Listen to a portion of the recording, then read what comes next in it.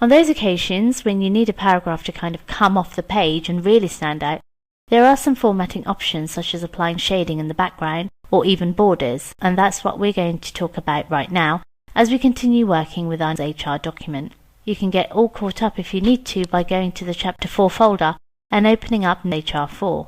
We're actually on page 3 now, cooking with asparagus, and let's say there is some information here underneath the asparagus and apple mixed green title. We have some information about where this recipe was adapted from. Well, maybe we want to highlight that so people really take note. All we have to do is click anywhere in the paragraph. You don't have to select the text. Word knows where a paragraph starts and ends, so by clicking in the paragraph and then going to the paragraph section with the Home tab selected on the ribbon, notice the paint bucket and the borders option. So in this case we'll start with shading. Let's go to the paint bucket drop down, and from here you'll see a list of theme colours. Now the theme colours, if you select one of those and then change themes down the road, the colours will change along with the theme. So that's a nice feature if you think you're going to be using themes, something we'll talk about a little later on in this course.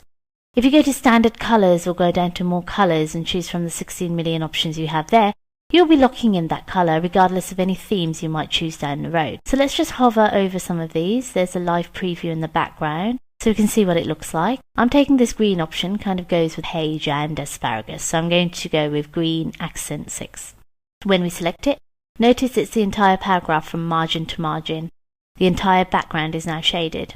It really does come off the page and draws your attention. Alright, let's click undo now and try another option, which is borders. So we'll click undo and let's click in front of adapted and take out the square bracket. And we will take out the square bracket at the end of the issue as well.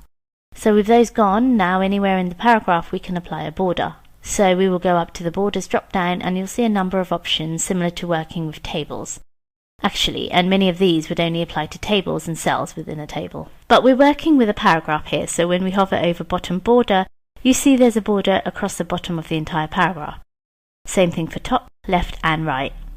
Really, ideally, it would be nice if we could have a border all the way around this paragraph. So as we move down to all borders, that's actually a good option. In this case, we're not working with the table and multiple cells and seeing borders around each cell. It's just kind of like one big table cell.